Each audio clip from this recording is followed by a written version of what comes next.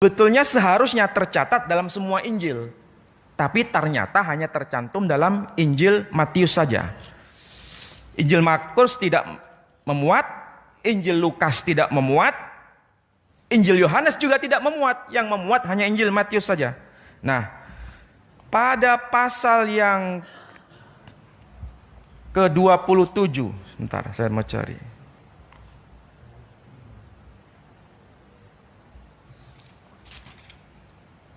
Nah, di sini ada pernyataan begini. Keesokan harinya, yaitu sesudah hari persiapan, datanglah imam-imam kepala dan orang-orang Farisi bersama-sama menghadap Pilatus. Dan mereka berkata, "Tuan, kami ingat bahwa si penyesat waktu hidupnya berkata, sesudah 3 hari aku akan bangkit.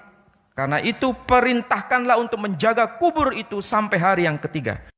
Kalau tidak, murid-muridnya mungkin datang untuk mencuri dia, lalu mengatakan kepada rakyat, ia telah bangkit dari antara orang mati, sehingga penyesatan yang terakhir akan lebih buruk akibatnya daripada yang pertama." Jadi memang ini sudah ada peristiwa besar. Jadi orang-orang Yahudi mengatakan dia itu penyesat. Dan di situ ada peristiwa yang namanya kebangkitan menurut keyakinan Kristiani. Maka kemudian di sini ada ayat yang kedua dari pasal 28. Maka setelah hari Sabat lewat, menjelang menyingkirnya fajar pada hari pertama minggu itu, pergilah Maria Magdalena dan Maria yang lain menengok kubur itu. Maka terjadilah gempa bumi yang hebat, sebab seorang malaikat Tuhan turun dari langit dan datang ke bumi, ke batu itu, dan menggulingkannya lalu duduk di atasnya. Wajahnya bagian kilat dan pakaiannya putih bagian salju. Dan penjaga itu gentar ketakutan dan menjadi seperti orang-orang mati. Kemudian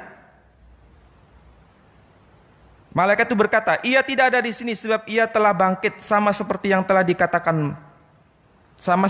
dikatakannya. Mari lihatlah tempat ia berbaring."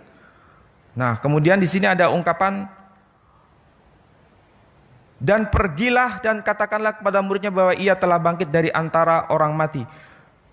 Yesus kemudian bangkit dari kubur dan masuk ke kota Yerusalem, dan orang-orang kudus pun semua bangkit menuju ke kota Yerusalem.